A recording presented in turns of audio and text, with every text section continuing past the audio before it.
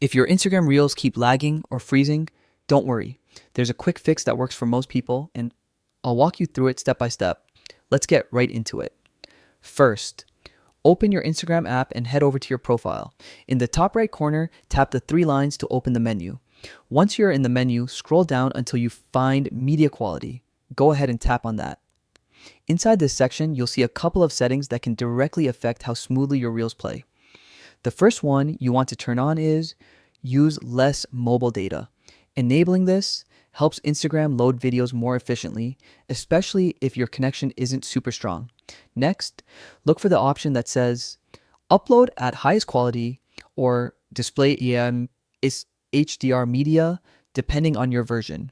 If you see HDR media, make sure it's toggled off.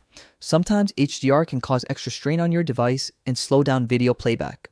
Turning it off often fixes lag instantly. Once you've toggled those settings, on for use less mobile data and off for HDR, go back and refresh your Reels feed.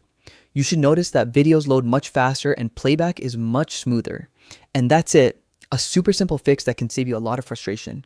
And if this helped you out, make sure to give the video a like, drop a comment, and subscribe for more quick tech tips.